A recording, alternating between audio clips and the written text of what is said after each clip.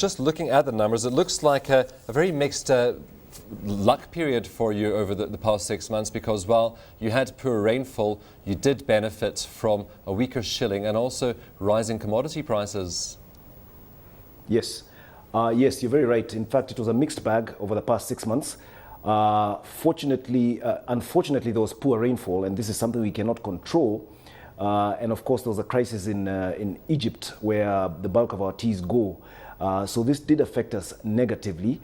However, as you've mentioned rightfully, this was counteracted by a very favorable exchange rate on the back of a weakening Kenya shilling, and of course the commodity prices.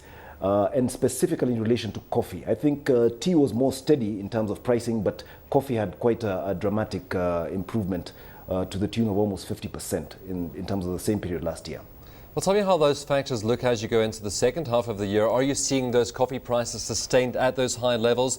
Is the Kenya shilling still weak enough to benefit you? And how about the rainfalls? Yeah. Well, in the second half of the year, we've really tried to consider whether the prices will be sustained. From what is happening in the commodity markets, it looks like the prices of coffee are generally going to be sustained.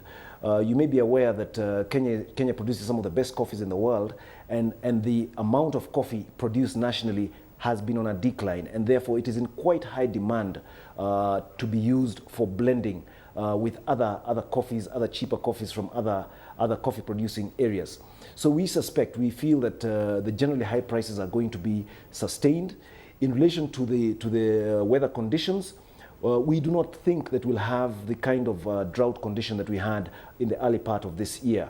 The only thing is that in June, July, we have a cold spell, and during that cold spell, the tea production is actually slightly reduced, but it will not be as bad as the kind of reduction that we had in the early part of this year due to the drought. So we generally feel that we can be a little bit optimistic in the second half of the year in relation to these issues. How about demand coming through for your products? Because as you mentioned, Egypt's one of your biggest markets for tea. We saw those disruptions at the beginning of the year. Has the Egyptian market started to normalize for you? Yes, the Egyptian market has stabilized, fortunately.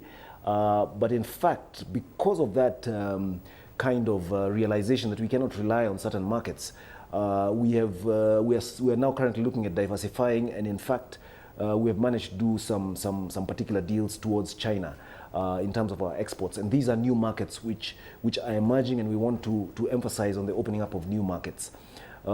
Just to contextualize, Kenya exports to approximately 48 export destinations for its tea, and out of those 48, 5 of them, Egypt included, make up almost 75% of the total exports. So you can see, as a nation, we definitely have to look at diversifying our exports in case anything happens to these 5 main importing countries. Just finally, how about some of the value adds that you've brought into the company, such as the coffee mill operation in Savannah, coffee lounges? Yes. How have they been helping you? What sort of demand have you seen for like the coffee lounge?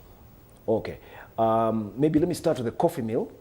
The coffee mill is one of the 8 coffee mills that are available in this country.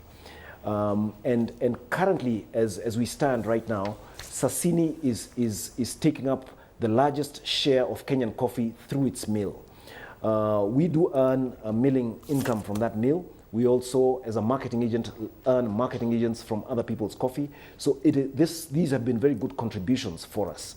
At the beginning of this year, end of last year, we expanded that mill to be able to do coffee milling in parallel coffee milling, and this has reduced the time it takes us to receive coffee and market it and pay the farmers. So we've had a favorable response in this regard.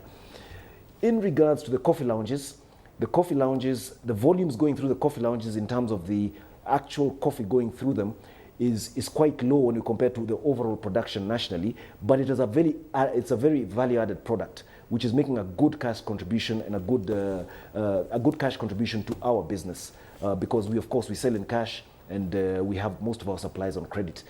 We now have 5 coffee lounges, and we're looking at opening up another 2, and we feel this is also a way of spurring the consumption of coffee among the local population.